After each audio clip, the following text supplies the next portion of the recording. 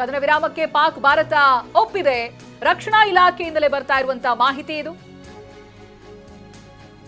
Commander Raghu R Nair ಮಾಹಿತಿಯನ್ನ ಕೊಟ್ಟಿದ್ದಾರೆ. ಈ ಬಗ್ಗೆ ಮಾತನಾಡಿದ್ದಾರೆ ಸುದ್ದಿಗೋಷ್ಠಿಯಲ್ಲಿ.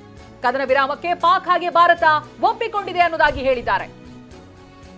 ಬಹಳ ಚುಟುಕಾಗಿತ್ತು ಸುದ್ದಿಗೋಷ್ಠಿ. ಟು ದಿ ಪಾಯಿಂಟ್ ಮಾತನಾಡಿದ್ದಾರೆ ಏನಾಗಿದೆ ಅನ್ನೋದಾಗಿ. ಕಮಡೋರ್ ರಘು ಆರ್ ನಾಯರ್ ಕೊಟ್ಟಿರುವಂತಹ ಮಾಹಿತಿ ಇದು.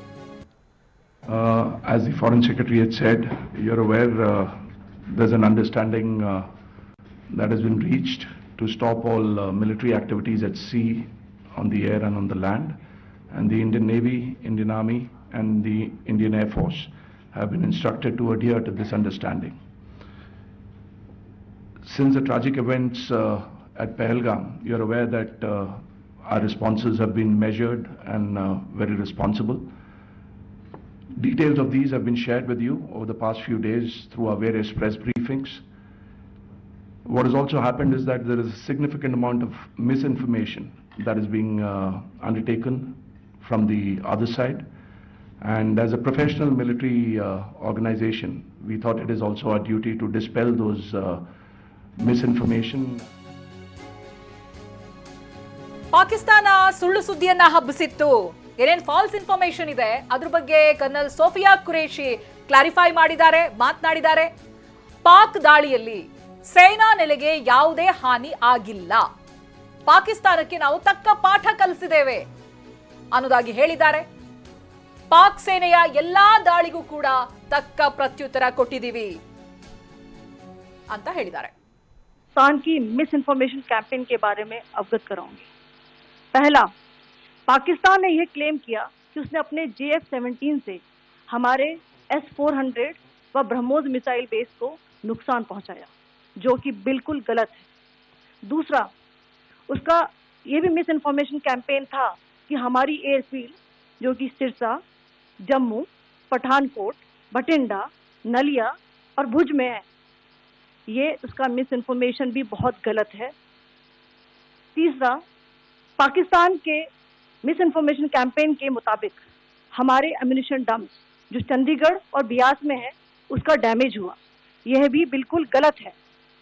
हमने आपको मॉर्निंग ब्रीफिंग में बताया था विद फैक्ट्स एंड फिगर के साथ कि ये सारी चीज़ें बिल्कुल सही सलामत है। कि पाकिस्तान के एक प्रेस कॉन्फ्रेंस में ये बात की गई थी कि उनके सीनियर मिलिट्री ऑफिसर्स जो कि पूरी तरह से ये भ्रामक है और तथ्यों से दूर है कि पाकिस्तान की ओर से ये झूठा आरोप भी लगाया जा रहा है कि भारतीय सेना ने मस्जिदों को नुकसान पहुंचाया।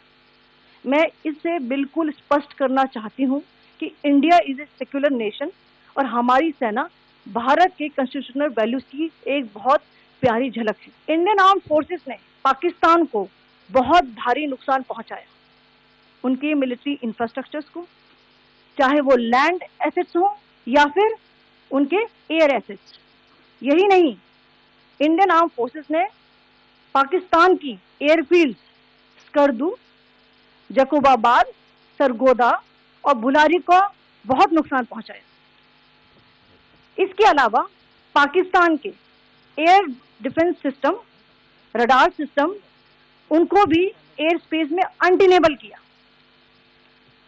यह भी बताना चाहती हूँ कि लाइन ऑफ कंट्रोल के पास पाकिस्तान के command and control, logistic installation और उनके मिलिट्री इंफ्रास्ट्रक्चर, मिलिट्री पर्सनल का इतना भारी नुकसान हुआ कि पाकिस्तान की ऑफेंसिव व डिफेंसिव कैपेबिलिटी को नष्ट कर दिया गया।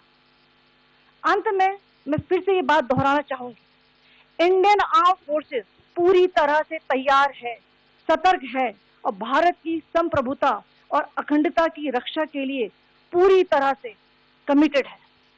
धन्यवाद। जय हिंद।